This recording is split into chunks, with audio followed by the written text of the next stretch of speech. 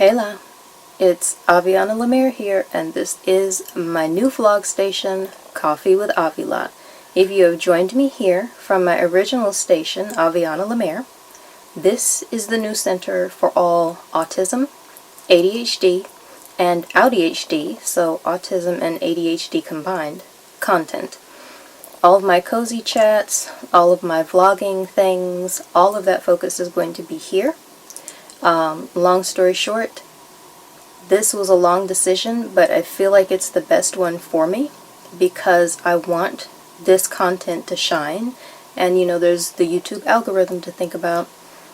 So I was having issues, and I've decided that this is where I'm going to be. So I expect that this is the home from here forward. Just FYI. Today's subject is anger versus ADHD meltdowns versus autistic meltdowns. And I think there's a magical spot where you end up having a lovely combination of any two of the aforementioned, or, beautifully, all three at one time. And this is a subject that has been on my mind for quite some time, because I have been having a huge amount of issues with things, including filming these videos. If you saw my last one, it's blurry as heck. It wasn't on purpose, which you can tell because I was blurry and my bookcase was not. Things like that have been stressing me out. So I have been experiencing a whole lot of reminders of what all the different emotional sensations are in general and what they are as they potentially lead into meltdowns. And I've got an interesting note on that because traditionally autism and ADHD meltdowns are supposed to come from a different place, but I will get into that. So like I said, I've been thinking about it a lot. I've been very busy doing a lot of things, getting my life together, getting my filming together. I want these videos to be great for you. I want them to be great for me. I want them to be great for everybody. And I've been dealing with stuff with my camera. These things I'm working on. Maybe I'll get into that later. My audio. I'm working on that too. I want you to know, in case these things have been bothering you, they're not permanent issues. Focus is going to be better. It's going to be a soft focus, but it's going to be better. I'm working on things. I'm trying something today. Audio is going to increase. I haven't been able to use my microphone because switching to a new camera, I need an adapter. So I am patiently, I might have said that sarcastically without trying, but I'm going to try to actually patiently be waiting for that to come in the mail. And once I get that adapter, I can record my audio at a better quality for you, and that's what I'm going for. These things are getting better. I am aware of them. I'm putting in the work. So stick with me while I get that done. But they've been driving me over the edge. They've been pushing me over the hill and out of the tree and all over whatever kind of other reference you want to make to anything that could possibly make you feel like you just can't deal. So I'm sitting here today and I'm calming myself because I'm in a place of just plain anxiety. This leads into that ADHD meltdown connection. I guess I'll start with just a delicate cursory overview. I know there's a pretty good chance that if you are of animal origin and you have reached an age where you're able to find my video and you can understand any language, but I'm speaking English, so English well enough to hear me talking about it, you probably are already familiar with the effects of anger, how it feels. But I'm just going to go ahead and say anger is a pretty universal emotional reaction. Animals of all nature experience it. If you ask me, a camera can experience it. I don't know. I want somebody to try and convince me otherwise after the past few weeks and months of recording. But still, all jokes aside, it's a common human emotion. It's a reaction to something that riles you up. Perhaps you are trying to film and having a million issues. This is heavily on my brain. I'm telling you, I'm going to probably talk about it a lot. But this is my example. Perhaps you are filming and you have been filming for a while and testing and testing and testing. You end up getting angry when the focus keeps being out or the exposure keeps being too low and everything is too dark. Maybe you're trying to look up information about your specific camera to find out exactly how to adjust things and you're not finding what you need. In my case, when these things are happening with me, I find myself pretty angry. I feel like that's kind of an autistic reaction because I love information, and when I can't get a hold of information, I have an emotional reaction and it just ticks me off. So it's gonna loop around. I'm human, so I can get angry about things. But it's a specific trigger because I'm autistic and I love information and I love it being delivered properly. Now, of course, that's a concept that's going to vary from person to person, but being a person, I have my opinion of what that is. When it's not met, and I walk away without my information and without my camera focusing, etc., I just get angry about it. It's very, very frustrating, and it's the frustration that leads to the anger. It's the frustration because I want to get something done and I can't get it done. That will eventually become anger. So this autistic reaction, let me go get another light. I knew that was going to happen while I was recording.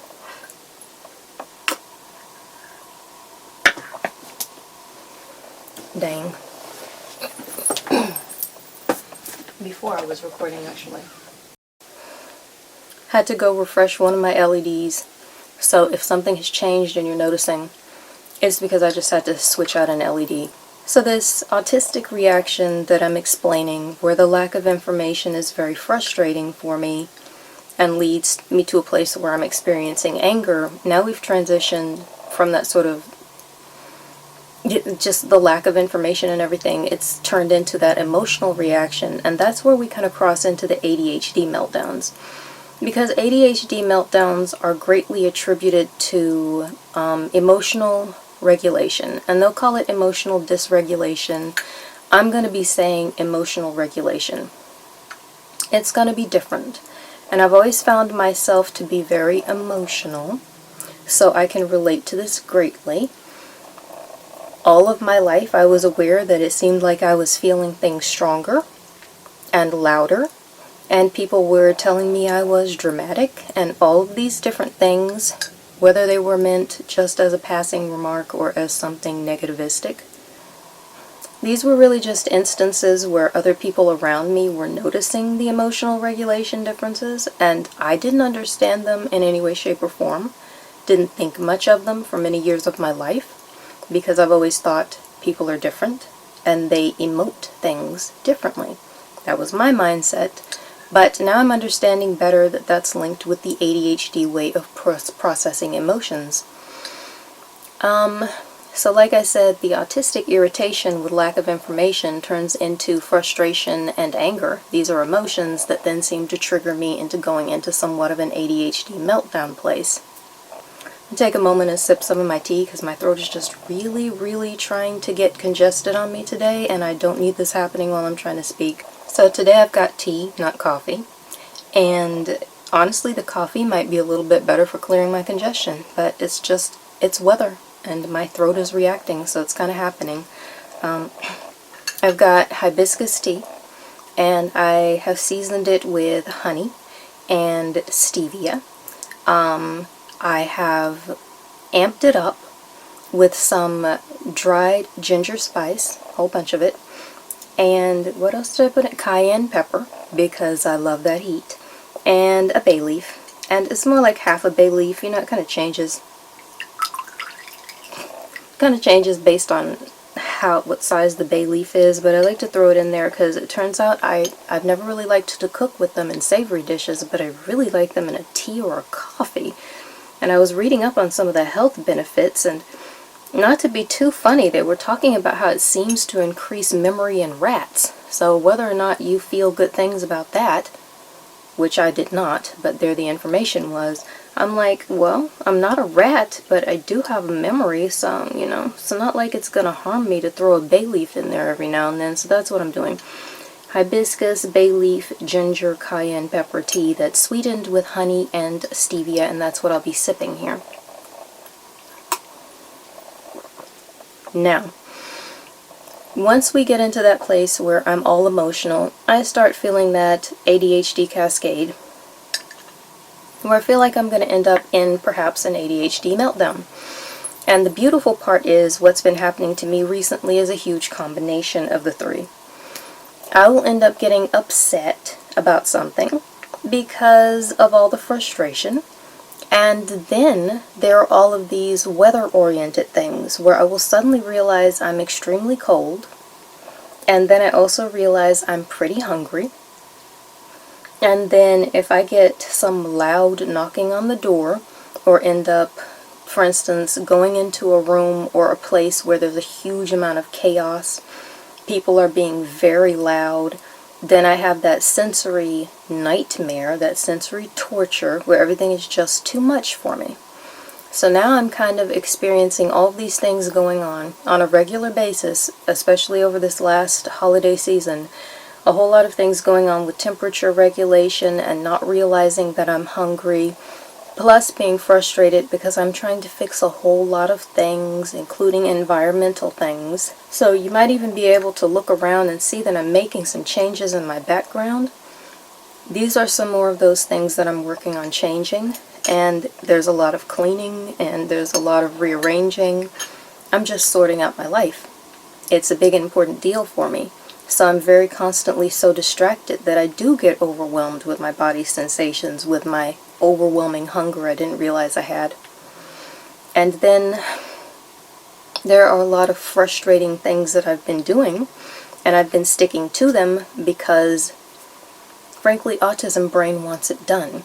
ADHD brain is telling me stop this because it's freaking me out. I need to emotionally regulate and do something positive. Sometimes I will do that, but ultimately I will go back because autism brain wants me to get it done. It wants the result, and it needs to see the result. That's why I'm starting the thing.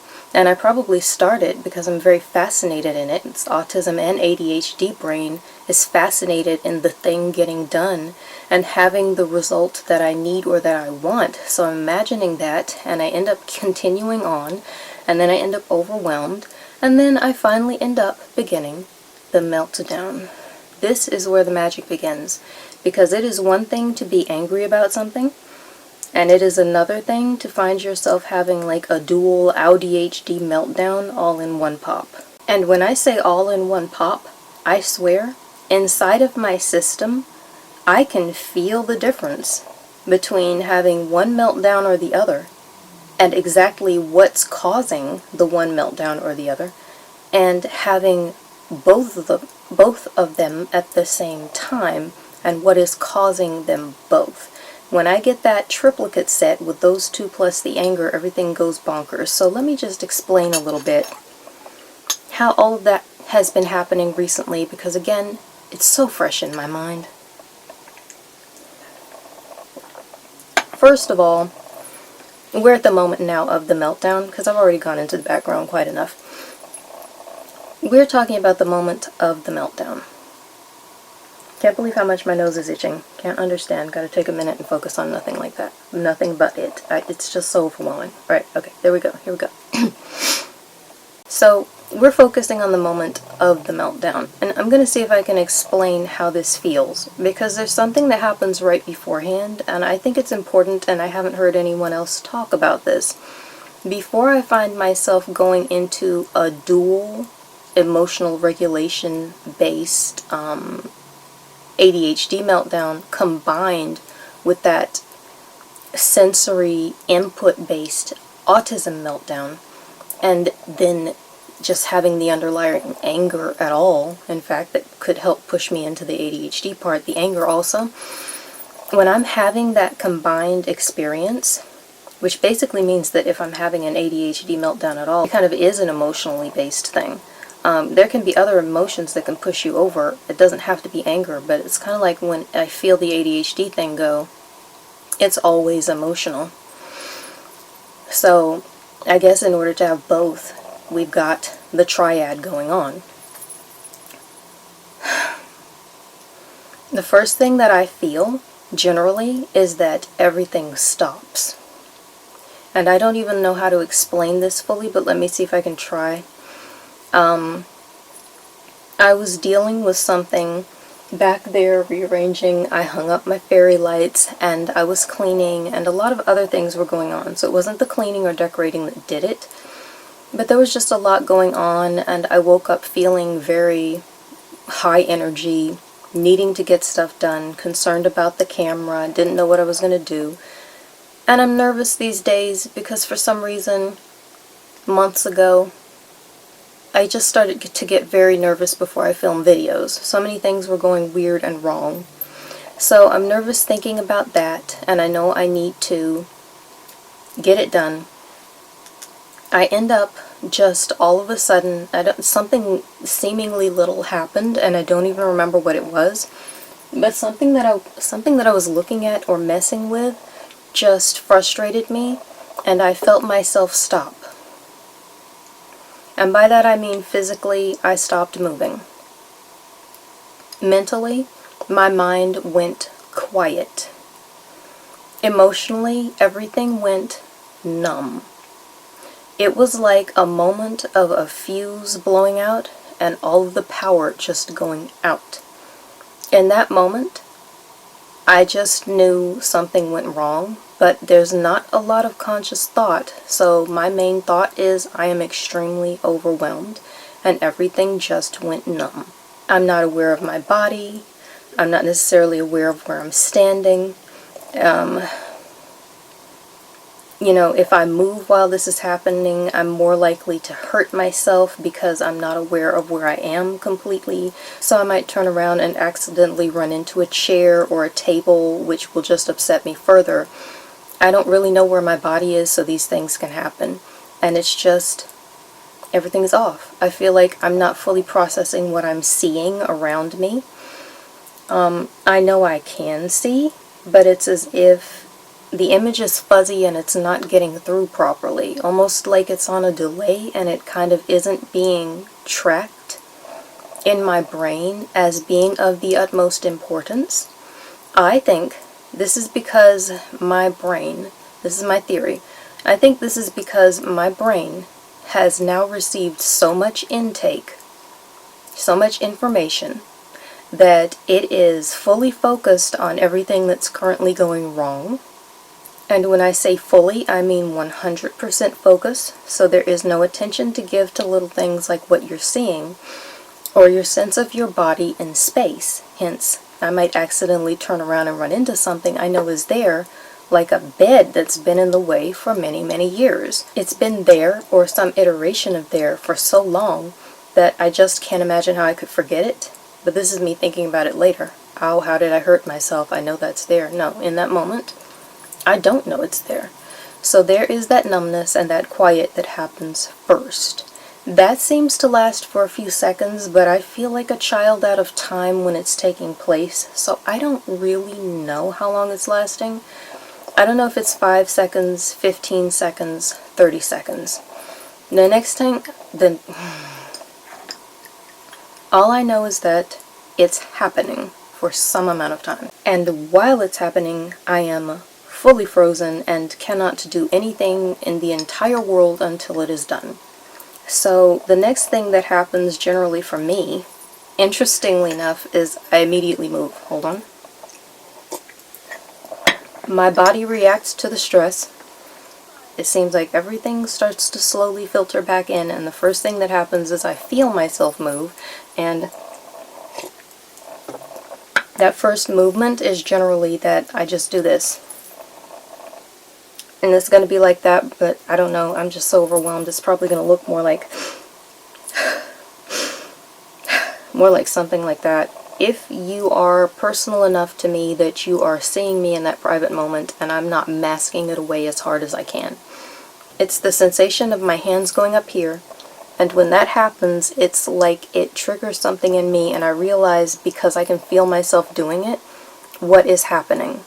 At this point, if I am around people, if I am not in a private situation where I feel safe, I will chuck everything in the entire universe and try to get gone as quickly as I can, get to a private situation. I will go in the bathroom. I will walk across a store, whatever's taking place, I'm going to get away because I now feel I can't contain or control myself, and I've never felt fully comfortable having this experience around people. Because in that moment, the one thing that I know is that once that numbness has happened and then gone away, and I start to feel again, I am fully overwhelmed with all the sensations that were just blocked out, plus the knowledge that I'm about to fall apart. And I don't want that happening around people if I can avoid it. That's my reaction. I get the luxury of making some choices most of the time about this for myriad reasons. I'm one of the people they call high masking. And I might get into that terminology later, but it basically just means that some people have got a little bit more control over how much privacy they get to have if they're having a strong reaction. And some people have a little bit more control over whether they have that reaction in public or not. And some people have less control over that. So the individuals who have more control are called high masking because we are, for whatever reason, we know how or can somehow execute the masking to a higher or greater or longer degree. And some people just cannot. It's not even an issue of choice. For whatever reasons, they cannot do it and look like they are not having this autistic moment. And I'm talking about the autistic thing because masking is more like an autistic term. It's a better known autistic term, although I do believe it is well known in the ADHD community. I don't know how many ADHDers are considered high masking or low masking. That's kind of a long explanation for me having said I won't go into it, but I do think it's important to what I'm talking about. Because when you're having a meltdown in public and people like to record you and put it on YouTube, you need to know that that's not happening because that person has decided that they want to be on YouTube. That's happening because their brain is cascade failing their emotional regulation and their physical regulation to the point where it doesn't matter what they want. If someone's going to film them and do it, it's just going to have been done to them. So at that point, honestly, I'm just trying to get away from people's eyes, let alone cameras and phones and things like that. At that point, I'm just trying to get away. Now, when the meltdown is actually happening, I'm not sure what my first reaction, okay.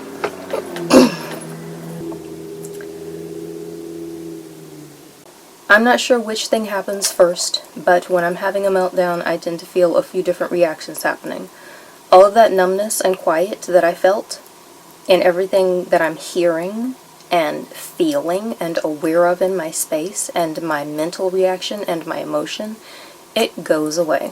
It all starts to trickle back in, and I'm already, it's starting to trickle in, but it's already too much, so I'm not even resting when I'm numb, which means that I'm definitely not resting once the trickling in again begins.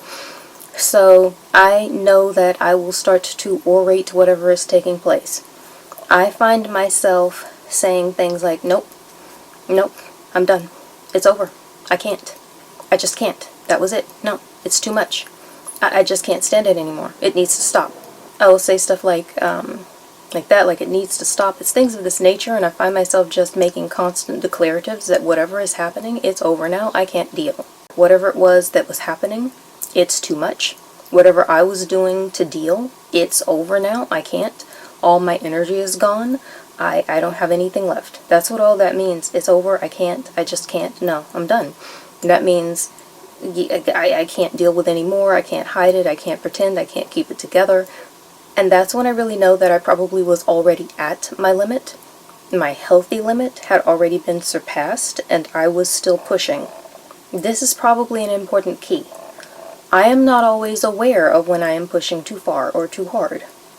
Now, sometimes I am aware that I'm experiencing too much and I'm about to have a sort of meltdown, and for whatever reason, I can't seem to avoid it. If it's at the end of the day and I just crash and I realize that's it, I'm overwhelmed, I need to get in bed, but then I've got a million things to do, I want to change clothes, I need to turn off the environment, all the lights, the computer, there's probably stuff on my bed, notes I've been taking and things that I just move around all the time and sit them places. When I know I can't get in bed immediately, the process of getting in bed is enough to send me over the edge. So in that environment, in that situation, I know I'm doing too much, but I don't really have much of a choice to avoid it, because aside from just laying down and going to sleep, flat out as soon as it happens, it's gonna push me over the edge. Anything else is gonna push me over the edge. Most of the time, especially recently over the last year or so for me, it's just been a heck of a year or so for me, I'm having experiences where I have no idea that I've been pushed over the edge because I feel like I'm handling so much all of the time. The edge is not as clear to me as it would be in a totally peaceful and safe environment where I really get to control everything that's going on and make sure that I'm not pushed over the edge. You see, basically I'm so close to it that I'm not that aware that one tiny step is going to push me all the way over. I would like to be in a place where I'm multiple yards from the edge at all times and I can just break out doing a spinning dance and still not get near the edge.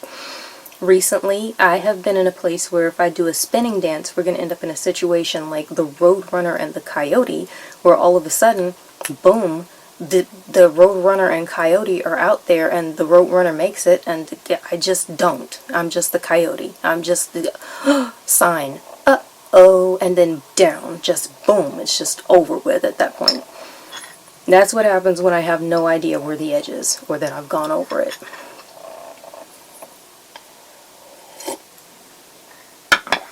So we're back at that moment where I'm realizing I'm going over the edge in that moment because I hear myself saying it out loud. This is interesting because I'm not trying to say these things, but they're just kind of coming out of me, and it's my first clue. It's too much. I'm done now. My goodness, in a life where you're constantly trying to inform other people so that they listen to you, it is a very interesting experience finding yourself unintentionally informing yourself. Probably because your brain is hoping that since you missed every other message, maybe you'll pick up on the one verbal one. Assuming that you're speaking and you end up speaking in any of these situations, that might be similar to my experience where your brain is hoping that you hear your own words literally and pick up on at least that. After I start saying things, I get a strong and overwhelming urge to begin interacting with my environment. This is a very kind way of saying that if there's something in my way, I want to push it over, knock it down. I want to lift it up, I want to throw it, I want to toss it across the room. In the past, I've been able to contain myself in a way, thankfully, where I'm not ending up in situations where I seem like I'm trying to be violent with anybody, or where anyone decides to be violent with me or something of that nature in return, in reaction. I have, however, injured some things I wasn't trying to injure, and some of those things I didn't want injured. There was a gifted purple, clear, and gold glass Egyptian tear bottle. I don't know if you're aware, but they're very delicate. It's a light, thin piece of glass. I think they're gorgeous. I loved it. Interestingly enough, the individual who gave it to me is the reason why it got broken. I had reached an overage, and this was like an ADHD thing because it was emotional, and it definitely involved anger, and I ended up throwing a stuffed animal. Now, I was thinking in the moment, I'm containing myself. This energy is coming out of me some which way, and the way I chose was to pick up a stuffed animal and throw it. The problem is that the place where I throw it had the Egyptian glass perfume bottle, so you know, you can end up harming things without even realizing you're trying to, well, you're not trying to, but without even realizing you're doing it. I really want to highlight that, by the way, because, you know, sometimes you can harm things while you're having a meltdown and you are not trying, and you're not even aware that you are about to harm anything, and in that moment, I was out of control and just half-ish in control in that moment. I felt like I was going to throw something. And I just had a bunch of pillows and stuffed animals around and decided I was going to do that. And needed that energy out of me. It was going to come out of me some which way. And I thought I picked a safe way to do it. And it injured something in a way that has stuck with me to this day. Not only did I not want my gorgeous amethyst colored perfume bottle broken, it was the only one I've ever seen like it, and it was a gift, so I really didn't end up, you know, I couldn't get another, basically. Honestly, to this day, when I think about it, I still search for another one that's like it, or as beautiful, just to kind of remake that memory and have something beautiful, instead of just always remembering that I don't have something beautiful. But above and beyond the fact that I broke something I really didn't want to break, at that time in my life, I just did not feel safe to lose it. And I was growing better and better and better at never losing control in any way. Or so I thought. I was losing control very privately. But if no one was around to see or hear, I'd give myself a little bit of leeway because I so desperately needed it. And at that time, I lost control in a way that harmed something in my life and my atmosphere and my feelings.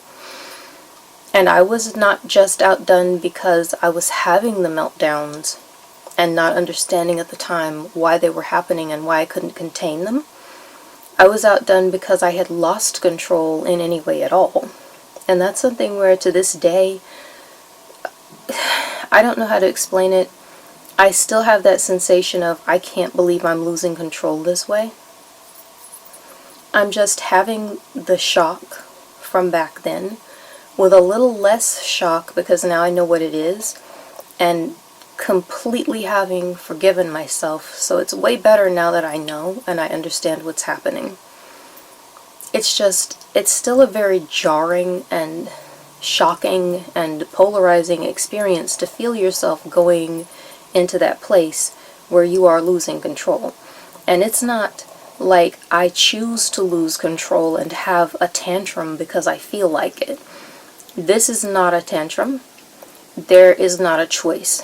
What I'm talking about inside of my meltdowns where I'm making a choice, it's about having melted down, which was not a choice, and doing the best I can do with every fiber of my being to make sure that when I'm going to do something, hopefully I can grab the stuffed animal instead of, for instance, I'm not kidding, the computer or the mirrorless camera, because these things are options and I'm very invested, since I can force that energy toward some level of choice, some modicum of choice. I'm very invested in choosing the stuffed animal instead of the camera or the computer. I'm very invested in choosing the computer. Whatever, I might just leave it, but I'm trying to say it in order again. It's bugging the heck out of me that I just said camera or computer. I started it by saying stuffed animal instead of computer or camera, and then I ended it by saying stuffed animal, camera, computer. So I really want to fix that by just saying it again. I don't know if that bothers anybody else, but this is something that's happening when I'm filming. My mind is thinking about that. So I'm going to say, if I can choose the stuffed animal instead of the computer or the camera, I'm very invested in choosing the stuffed animal instead of the computer or camera. Now I feel much better. And I've just shared that with all of YouTube. Yay.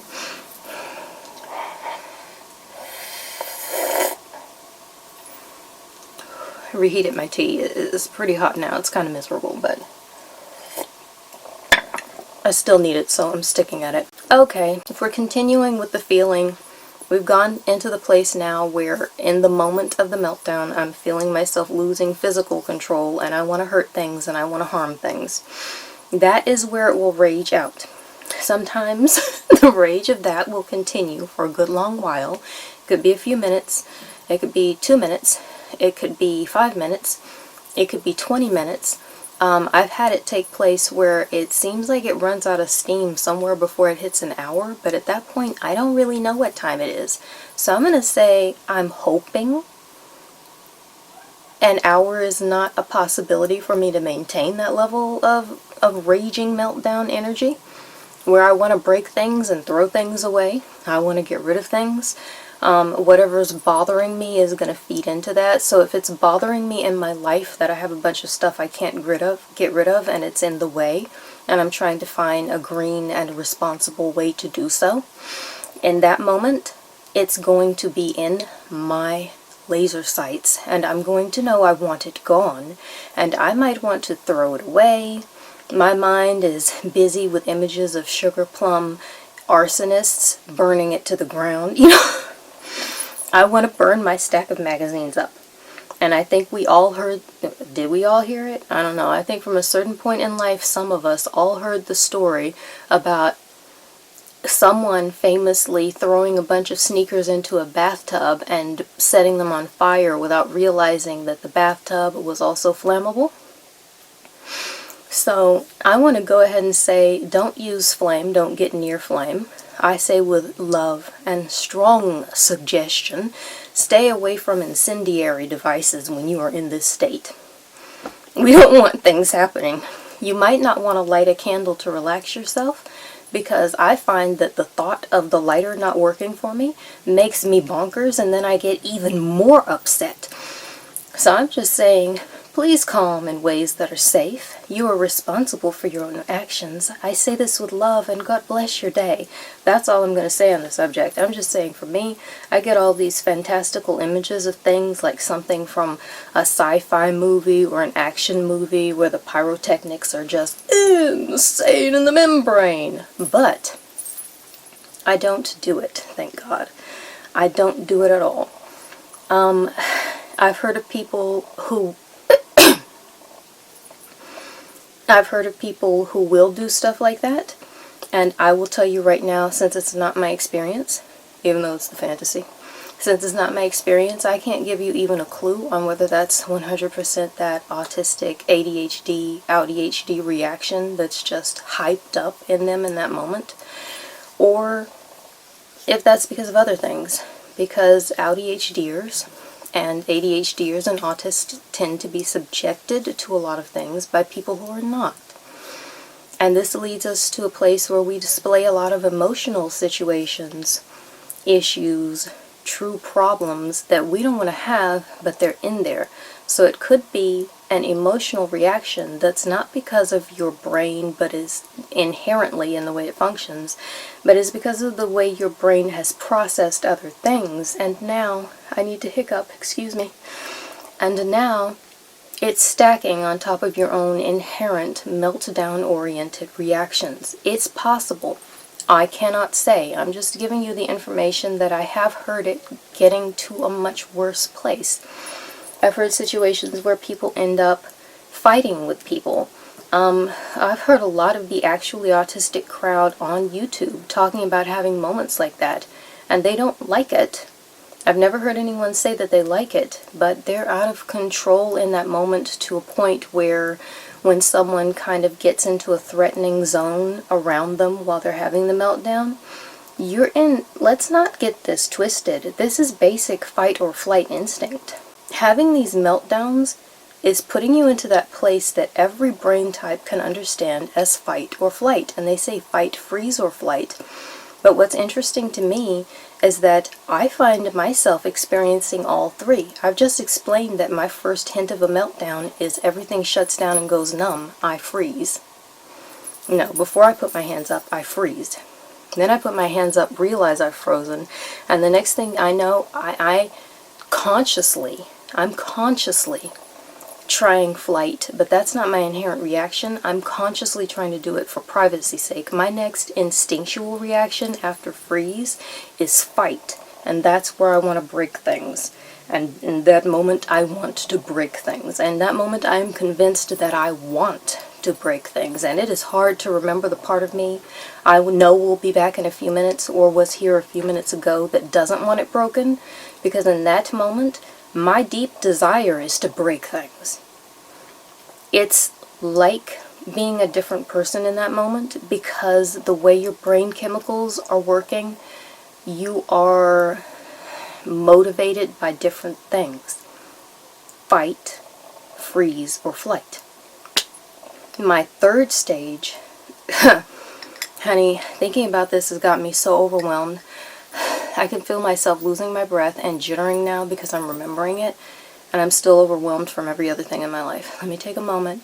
This is part of what I'm doing, calming myself, and these are great chats with me for particular reasons for me. Doing it this way, but having this sip of tea helps me to calm down and take a breath because I cannot speak when I'm sipping tea, and it's about the only time in life when I can't, aside from the selective mutism thing, but we'll get into that in another video. Believe me. So I've already said that I start with freeze and then go into fight. Well, the next thing that ends up happening is that as far as instinct-based goes, instinct-based things in the moment of the meltdown, my third reaction very much is flight. I want to get away, and I need to get away. And at this point, I'm done with everything. My energy has waned, and I just can't deal, so I'm ready to leave the room. I'm hearing some yard noise, but I'm going to talk through it. I know and believe everything's going to work out perfectly for me recording today. So, since that's the case, once we finish with flight and all that energy goes away, that was a lot of energy. It's not the kind of energy that's happening on a daily basis, but it's just kind of high pressure release, steam valve. It's going crazy. Once that energy release is done, I am exhausted. And I want to get out of any situation I'm in. If I'm around people, I want to get away from people. If I'm out, I want to get back to the place where I'm in again. I just want to leave. I want to even leave the sunlight. I will start closing curtains. It's not just going to a private room. It's closing the curtains in the room. It's using the black. I've got like lots of black curtains. I made my own set of blackout curtains. I close my set of homemade blackout curtains. I am turning out lights. If there's music, I'm probably turning it off or down. Even if it's a relaxing frequency, at that point, I probably have had too much and I need silence. Because there's a lot of sensory over input that's happening when I'm having a meltdown, and it's exhausting all parts of my brain. But Audie part is hyper sensory sensitive, and at that point I need even my calming music, anything that's going on to just stop. TV off, phone off. I'm not tempted to get on the phone to distract myself. I just want to go to sleep. I don't want the phone on. If the phone is on, I don't want to turn it off. I don't want to mess with the button or look at the screen. I don't want any light in front of my face. So when I say my third phase is flight, it's flight from everything most people think of as modern life. In fact, at the point where you're closing the curtains so you don't have to see the daylight or the moonlight or the starlight, you are escaping, you are flying, you're taking flight from archaic life, just basic planetary life. I mean, at that point I'm hyper aware of the sound of my own breath. I can hear the sounds that my hands make as I brace myself on the bed, sort of crawling into place. I'm going to get under my weighted blanket, and at that point I can really hear all of the little beats. I've got the one, ooh, ow, that didn't hurt, but that startled me. I've got one of the weighted blankets where you can hear the little glass pellets inside. And at that point in my life, that soft, delicate sound that you're not usually all that aware of the glass pellets shifting, turns up about 800%, and it's super loud, and I want the volume down, so I don't want to move the blanket much. But I know it's going to help me, so I will sacrifice that few seconds of extremely 800% louder overage of glass pellet sensory input so that I can have my body squeezed and squished. And there's some science behind the weighted blanket. Maybe I'll get into that in another video. I've been talking for long enough already. I'm really good at talking. I referenced that earlier. Tell me whether or not you believe it in the comments below. No, you definitely do that, but I mean, I'm being humorous at the same time. But I do actually mean it now that I've said it. Why not? Say it with love. Say it with love. And in those moments, I'm not talking. In those moments, I'm not wanting to hear my own thoughts. And I always have a million thoughts running. However, I don't have a conscious memory right now of whether I have noticeable, audible, thoughts where I can hear sounds or see images or anything. I'm a very sense-based thinker, so I think in the memory of a smell. I think in the sensation of a sight. I'm not sure that during that moment, when I'm crawling into bed, I'm experiencing any of that thought. Everything feels like it goes blank again. So part of my flight is in effort to do everything possible to leave even my own mind. And that's not something I'm doing consciously, because consciously I can't really leave my own mind. I mean, wherever I go, I take me with me. But in that moment, instinctually and primally, I just feel like I've managed to find a way to leave my own mind behind.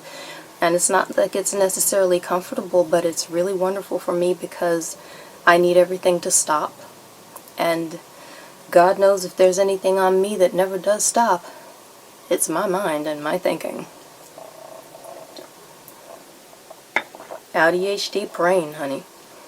We are on high speed and we are on high informational intake all of our lives through. So when we're on high ADHD speed, we've got a lot of high autistic subject matter to recall all day long.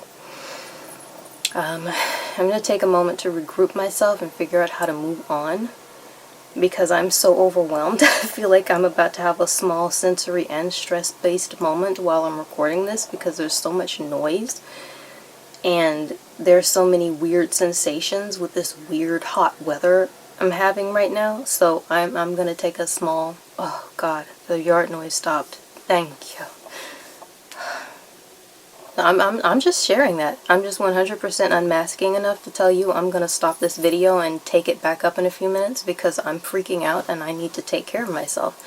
And thankfully, I've just been talking to you all about recognizing that moment, so I realize I'm past that moment where I probably needed to stop a minute ago. Maybe 1 minute ago. So I'm stopping now and I will be right back. Thankfully, through the magic of Avi Vision, you won't have to wait.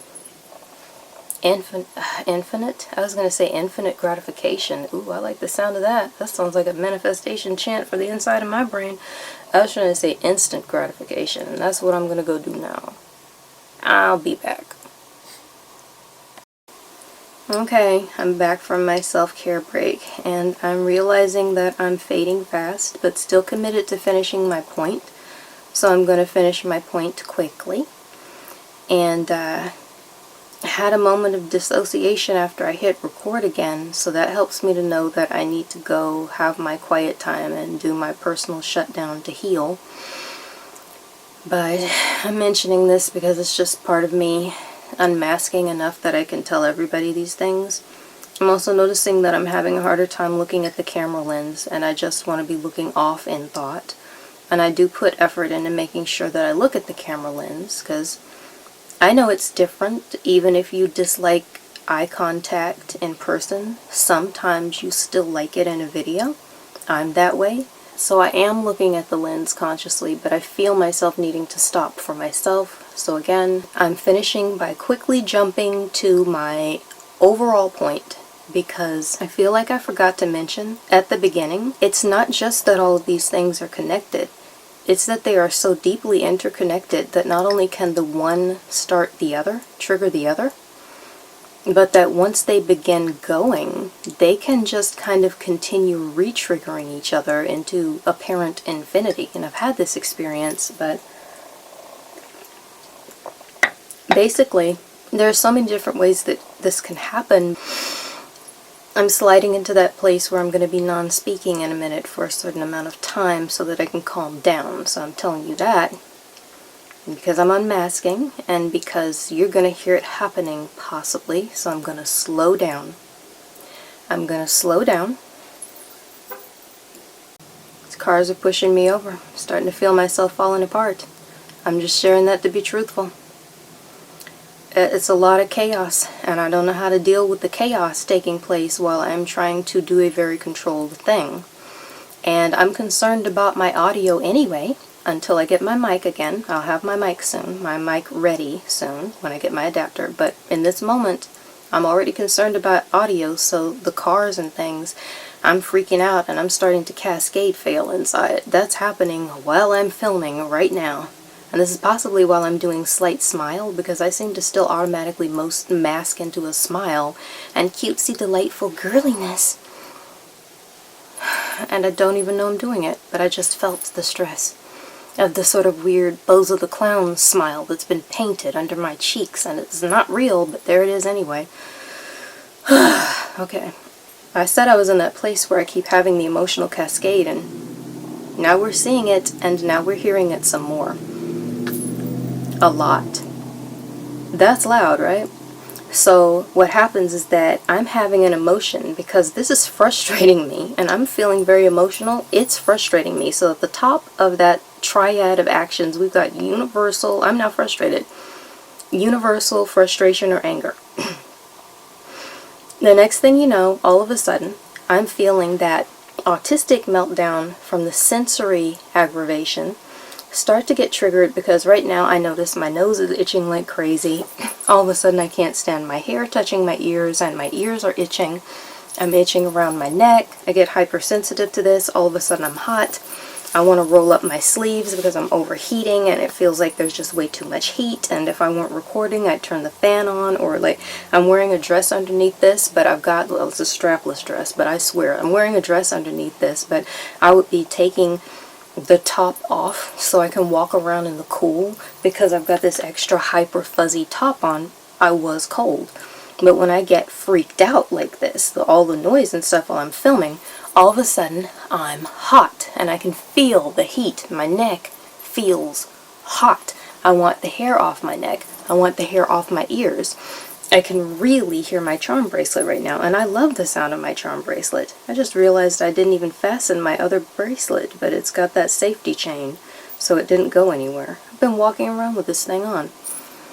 Honey, fastening the bracelet is part of my routine, and so the fact that I forgot it shows me I was probably already a little off kilter before I started recording, more than I knew.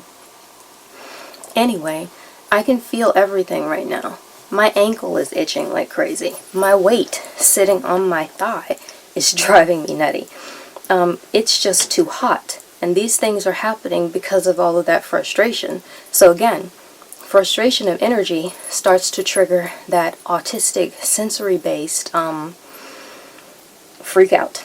That meltdown. Now I'm having all of the sensory things, and that's piling on. Now, all of the sensory things make me very uncomfortable, and the next thing you know, I'm feeling feelings about it, as they say, which kind of shoots from that. The sensory stuff shoots me back up into the universal emotion. I'm feeling feelings. It's just the emotion. Now we're going into the ADHD meltdown thing, because emotional regulation has a lot to do with it, and I feel very emotionally dysregulated right now. I feel like I need to hiccup. It's driving me crazy that that's happening while I'm trying to get good enough audio for a video today. So you can see, and I'm not having a meltdown on camera, let me tell you, but you're seeing the beginnings of one. Once I finish this, I'm going to possibly just freak out, and I will sort of be cursing toward the general atmosphere of all of the heavens. My light just went out. No, we're going to wrap this video up quickly. I can't believe this. I'm going to be, after this video's up, I'm going to be cursing toward the general atmosphere of all of the heavens because I hate YouTubing, and I don't hate YouTubing, I love it, but in this moment, I'm going to lose it. That's what always ends up happening. Dude, it's interconnected.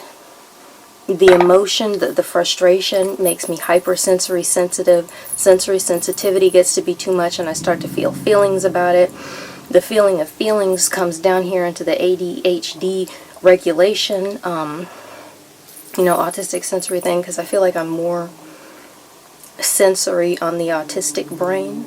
That's why I'm linking them really hard like that, especially in this video where that's the cause of the traditional autistic meltdown. So it goes in a lot. You can have sensory sensitivities without either autism or ADHD, but I have personally known that I'm linking it with the autism even before I knew it was linked with ADHD. So it's really working in this video, because then we've got emotional dysregulation, and then I start to get really energetic because I want to get things done and I just want it to work out properly, and I feel like I just need to focus and force it to happen. And then I start falling apart. I can't remember to look at the lens anymore because I'm dealing with too much. I'm just dealing with too much. A lot of stuff is different and I'm dealing with too much. So we're seeing it live and in living color. This is what's happening. This is how they keep working. And once you get the ADHD emotional regulation thing going on, for me, I find it's not only going to keep amping up the general emotion just because that's how that works. It's an emotional regulatory thing. It's also going to keep, because it's messing with that emotion, making me feel itchier around my face and hotter around my neck, and there's more sensory bother, so it just keeps going. And once it hits a peak where they're all just going back and forth, I'm trying to figure out if these interact. The emotional thing goes actually directly, yeah, you could say that. The emotional regulation thing goes directly into the sensory thing, because as soon as I'm overwhelmed emotionally, my sensory sensitivity goes bonkers. So there's your connection directly between those two. They just keep going and making each other bigger and badder. So now that all of this stuff is happening and my nose is itching like crazy and I can't stand it, and now my hair is itching my neck, I just want to say I love you all with the basic general love of Christ. I'm able to show this to you because I'm just dedicated to showing the cause and moving the cause and letting people know this is a real thing and a human thing. And if you can see how upset I am right now, you can probably see and hear it. Excuse me. There's a big difference in how upset and how bouncy I am. One of the assigned female at birth things, like the female biological neurological reaction to ADHD behavior, is greatly mental. So the thoughts start racing. You've got a whole lot of thoughts and you've got a whole lot of mental energy and you want to get up and do everything. I've got all these different sensory issues and I want to get up and fix everything. I still want to get this video together today. And I'm going to have to edit the heck out of that because it's been one heck of a recording spree with a whole heap and heck of recording issues. So I'm thinking about that. I'm thinking forward to everything that could possibly happen to upset me more. My mind is like vroom, vroom, zoom, zoom, zoom, zoom, zoom, zoom right now. And I want you to see that. And now that I've let you see that, I apparently say this in just about every one of my videos. I'm pretty much sure I came to say everything I wanted to say. So if you've got anything to add to this subject, please leave it in the comments because I'm all the way interested in reading it and hearing about it. And I just love being able to get a discussion started on this stuff in general. So you leave a comment, who knows, maybe someone else will discuss. That's what I'm believing for. My station is a successful and magnificent thing. I don't know why I'm sharing that, but I'm rambling now because that's another reaction to being completely overwhelmed in the ADHD brain. So, now I think I've said everything I want to say. If you got any use or if you have any questions, leave them in the comments. Thank you for watching. God bless you. Have a wonderful day. And that is about it. Bye now. Hair up, fan on, sweatshirt off. Just wanted to show you. I'm going to complain next. That's all.